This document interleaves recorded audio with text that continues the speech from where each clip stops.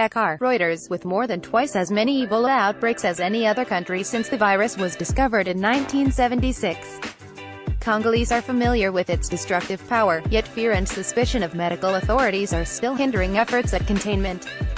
Children attend a class session at the Wangata Commune School during a vaccination campaign against the outbreak of Ebola. In Mbandaka, health officials say they are working hard to get out accurate information about the deadly hemorrhagic fever, but face significant mistrust in a part of Africa where many place more faith in clerics in white collars than doctors in white coats.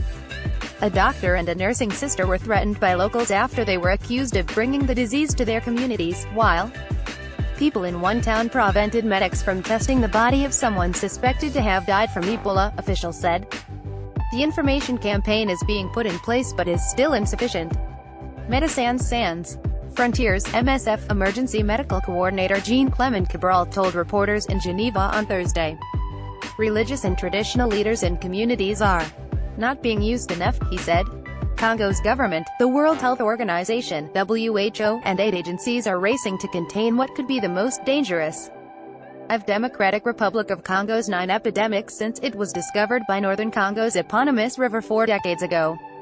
Its appearance in the northwestern river port city of Mbandaka this time gives it a potential clear shot at the capital Kinshasa, a chaotic city of more than 10 million inhabitants that lies downstream. Since April, the disease is thought to have killed at least 22 people and infected 30 more. Most people Reuters reporters spoke to in Mbandaka this week said they were pleased by the authorities' energetic response. Even so, rumors about the outbreak's real origins abound. Our grandparents lived a long time here in Mbandaka and they never experienced this, said a merchant named Yvonne. This is sorcery. We prayed for her. In one of the more alarming developments in the outbreak to date, family members of 2 Ebola patients removed them from an isolation ward in Mbandaka on Monday night, walking them out of the hospital before putting them on the back of motorcycles.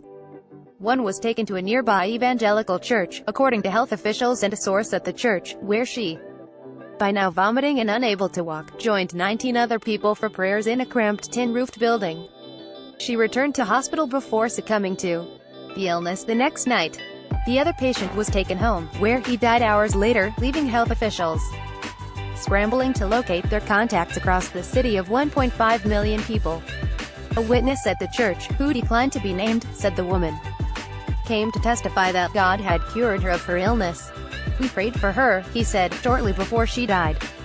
Health officials later turned up at the church to vaccinate several people who had been in contact with her when Ebola hit the West African countries of Guinea, Liberia and Sierra Leone in 2013 and 2014, killing more than 11,000 people. Suspicion of health workers in their spacesuit-like protective gear also prompted patients to flee, helping accelerate the disease's spread. Health workers find themselves having to strike a delicate balance, restricting Ebola patients' movements but without antagonizing communities whose cooperation is vital. It would be impractical and counterproductive to ask security guards, who are not equipped with protective gear, to forcibly restrain patients, said Nahid Bedelia, medical director of the Special Pathogens Unit at Boston University Medical Center, who worked in an Ebola treatment unit in Sierra Leone during its 2014 to 2016 outbreak. By doing something violent you'd be creating greater distrust.